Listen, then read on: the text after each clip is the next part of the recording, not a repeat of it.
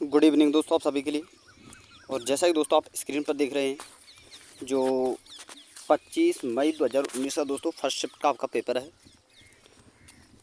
और आप सभी को पता ही है दोस्तों आरआरबी जेईई की ये सारी शिफ्टें चल रही हैं दोस्तों जो प्रेजेंट में आपकी चल रही हैं यूट्यूब पर। और आप सभी को यही पता है दोस्तों कि सोमवार से शनिवार तक दोस्तों मैं आपके लिए साइंस की वीडियो डालता हूँ शिफ्ट वाइज, चाहे वे एएलपी की हों। एएलपी की दोस्तों मैं आपके लिए करा ही चुका हूँ। प्रेजेंट में आपकी जेईई की चल रही है, उसके बाद दोस्तों ग्रुप डी की भी चलने वाली हैं, एनटीपीसी की भी चलने वाली हैं। और रविवार को दोस्तों आपको जीके का एक टॉपिक आपके लिए डाला जाता है जो कि एनटीपीसी वाले एग्जामों को देखते हुए, ताकि दोस्तों एनटीपीसी का जब तक एग्ज़ाम हो तो आपकी सारी जीके कंप्लीट करा दी जाए। तो दोस्तों सारी चीज़ें मैं आपके लिए दोस्तों इस चैनल पर आपके लिए देने वाला हूँ।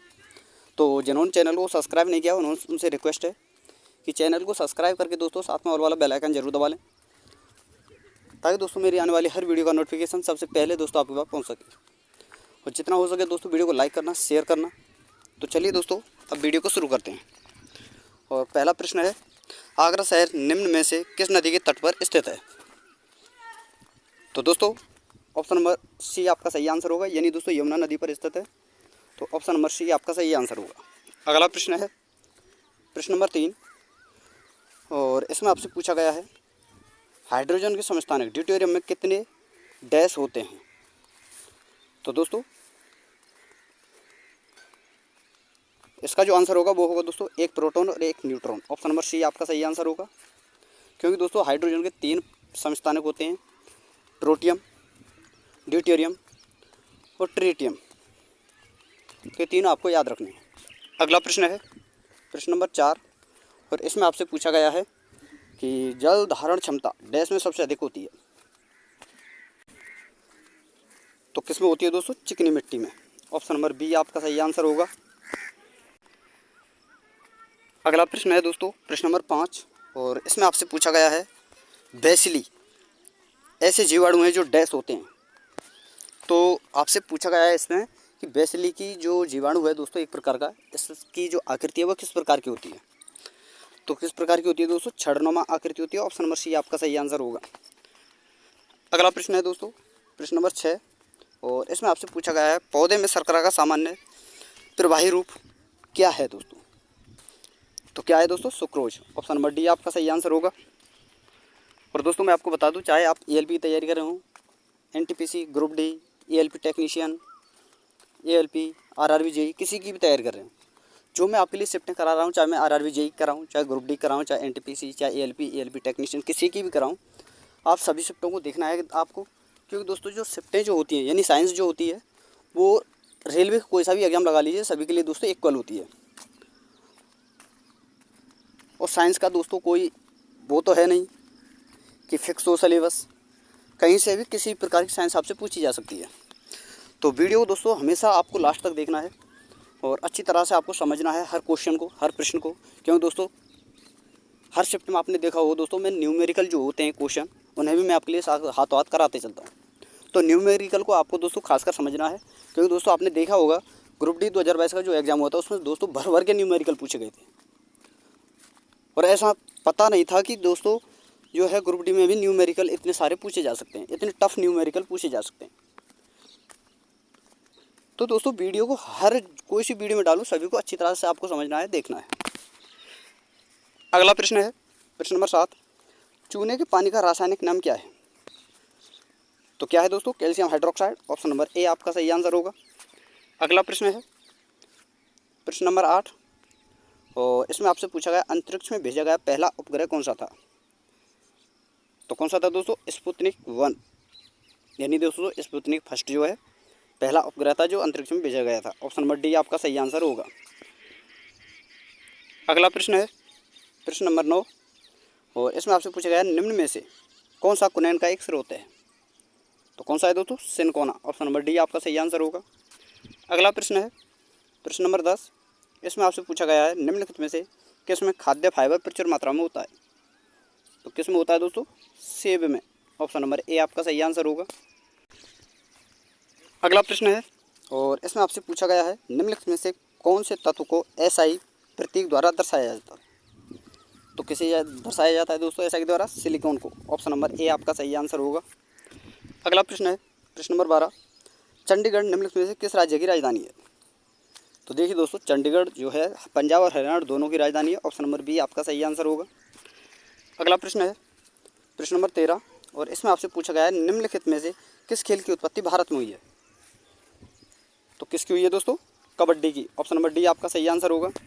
अगला प्रश्न है प्रश्न नंबर 14, और इसमें आपसे पूछा गया है गैस अणुओं की गतिज ऊर्जा किसके अनुक्रमानुपाती होती है? तो किसकी होती है दोस्तों? ताप के। ऑप्शन नंबर बी आपका सही आंसर होगा। अगला प्रश्न है प्रश्न नंबर 15, और आपसे पूछा गया है इनमें से किस में ऑप्टिकल लेंस नहीं होता? तो किस में नहीं होता दोस्तों? स्टेथोस्कोप में। ऑप्शन नंबर ए आपका सही आंसर होगा। जबकि दोस्तों आपको माइक्रोस्कोप, टेलीस्कोप और पेरिस्कोप में ऑप्टिकल लेंस होता है, ये आपको याद रखना है। अगला प्रश्न है दोस्तों प्रश्न नंबर 16, और इसमें आपसे पूछा गया है इनमें से कौन सा एक जीवाश्म ईंधन है? तो कौन सा है दोस्तों? कोयला आपका जीवाश्म ईंधन है। बाकी दोस्तों लकड़ी, बायोगैस, एल्कोहल ये जीवाश्म ईंधन में नहीं आते, आपको याद रखना है। तो ऑप्शन नंबर सी आपका सही आंसर होगा। और अगला प्रश्न है दोस्तों प्रश्न नंबर 17, इसमें आपसे पूछा गया है भारत के किसी राज्य के राज्यपाल की नियुक्ति कितने वर्ष के लिए की जाती है? तो कितने वर्ष के लिए दोस्तों? 5 वर्ष के लिए। ऑप्शन नंबर ए आपका सही आंसर होगा। और दोस्तों सीरीज़ आपको अच्छी लग रही हो, जो मैं सीरीज़ आपके लिए डाल रहा हूँ, शिफ्ट वाइज जो पेपर मैं आपके लिए डाल रहा हूँ दोस्तों, चाहे मैंने एएलपी के डाले हों, चाहे टेक्नीशियन के डाले हों, तो आपसे रिक्वेस्ट है कि आपको बता देना है दोस्तों कि सीरीज़ आपको कैसी लगी। और अगर आपको अच्छी लगी हो तो प्लीज़ आपसे रिक्वेस्ट है वीडियो को लाइक कर देना, कमेंट में दोस्तों अच्छी लगी हो तो जो आपका मन करे वो लिख देना, अगर आपको बेस्ट लगी हो तो।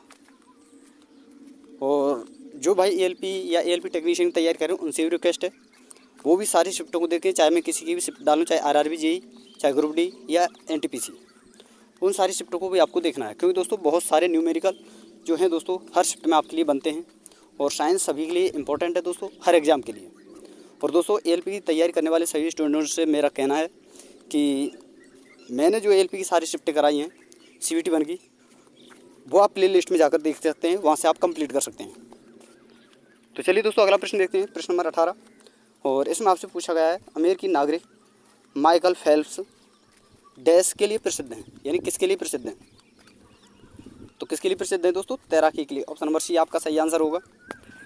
अगला प्रश्न है प्रश्न नंबर 19, इसमें आपसे पूछा गया है कि कारों, ट्रकों और बुलडोजरों के टायरों में ट्रेड क्यों बनाए जाते हैं? तो क्यों बनाए जाते हैं दोस्तों? घर्षण को बढ़ाने और सड़क पर बेहतर पकड़ प्रदान करने के लिए। ऑप्शन नंबर डी आपका सही आंसर होगा। अगला प्रश्न है प्रश्न नंबर 20, एक अलग प्रतिध्वनि सुनने के लिए मूल ध्वनि और प्रतिध्वनि के बीच कितने न्यूनतम समय अंतराल की आवश्यकता होती है? तो कितने की होती है दोस्तों? 1 सेकंड की भी, 0.1 सेकंड की। तो ऑप्शन नंबर सी आपका सही आंसर होगा। अगला प्रश्न है दोस्तों प्रश्न नंबर 21, और इसमें आपसे पूछा गया है निम्नलिखित में से किस में अपेक्षाकृत उच्च विद्युत प्रतिरोध होता है और पर्वत में धारा को कम करने के लिए उपयोग किया जाता है? तो किस में दोस्तों? प्रतिरोध में। ऑप्शन नंबर बी आपका सही आंसर होगा।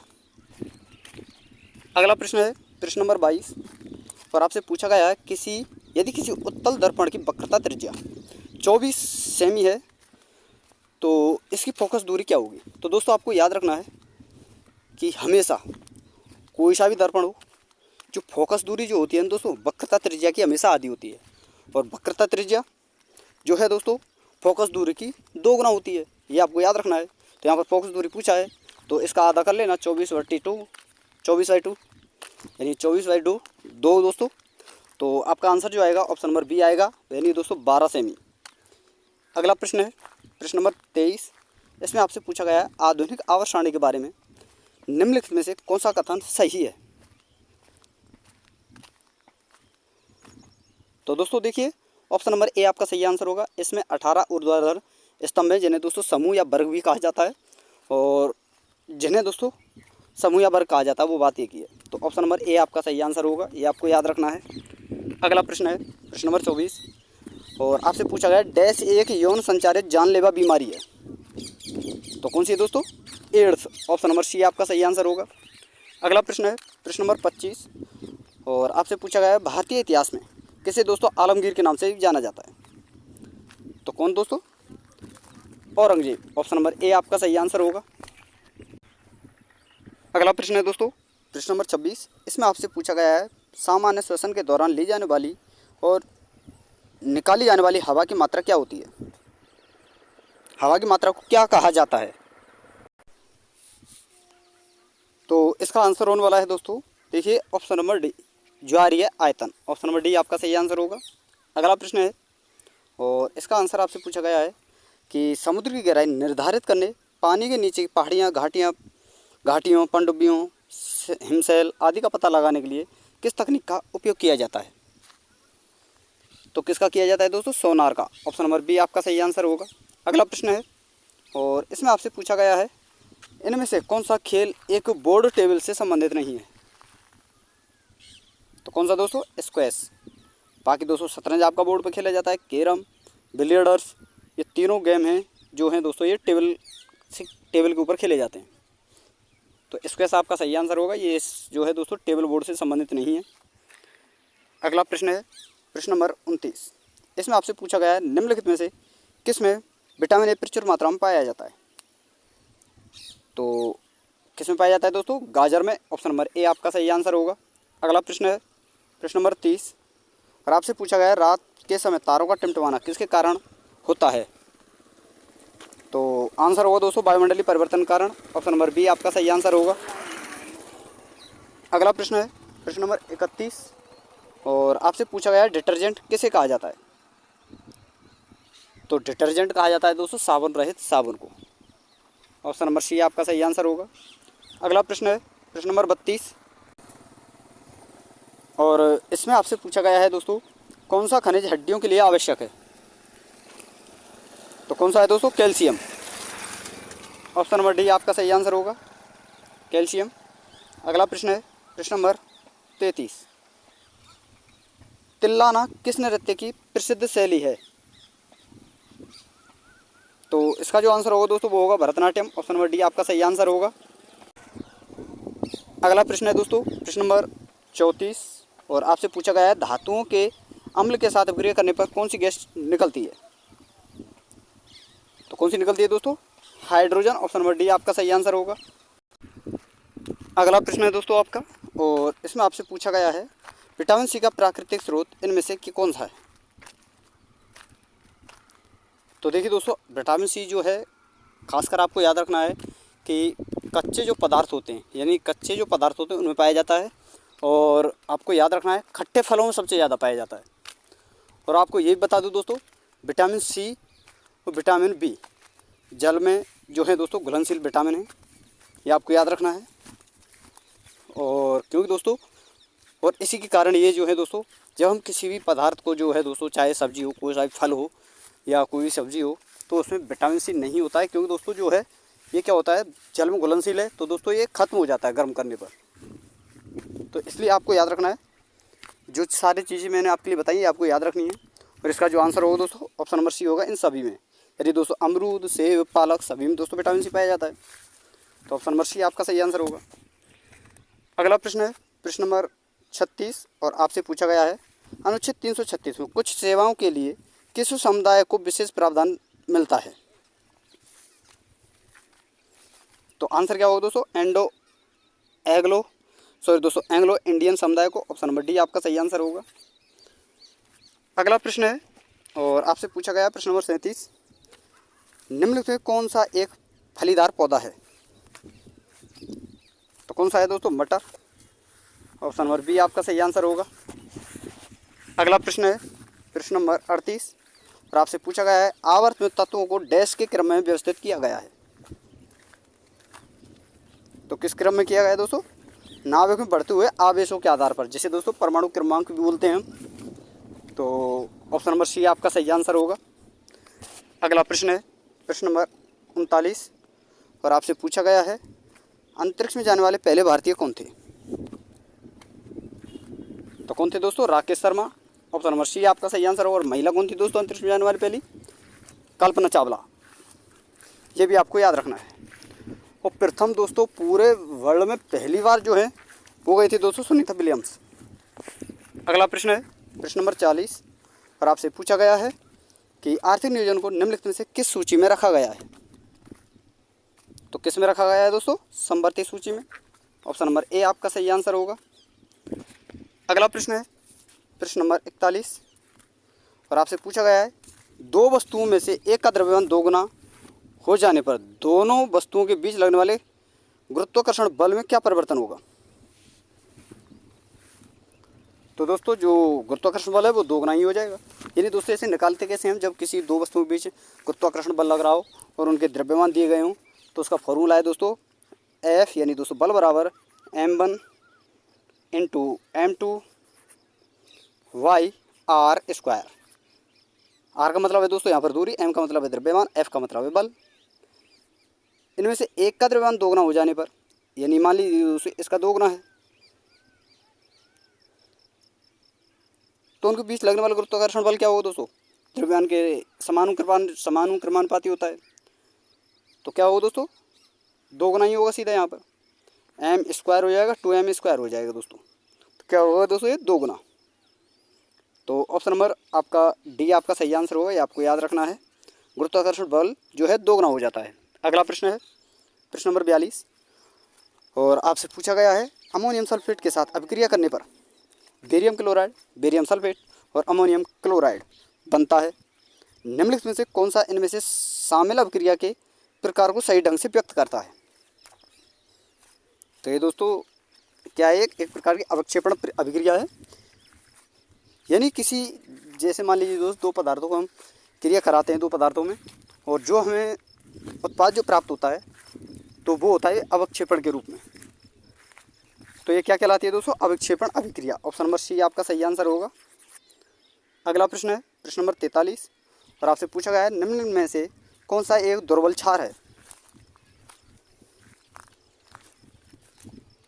तो दोस्तों मैं आपको बता दूं ग्रुप नंबर 1 आवर्त सारणी का जो ग्रुप नंबर 1 है वो, और ग्रुप नंबर 2 के जो हैं तत्व जो होते हैं दोस्तों, उन्हें दोस्तों जब उनके साथ जो है दोस्तों ऑक्सीजन और हाइड्रोजन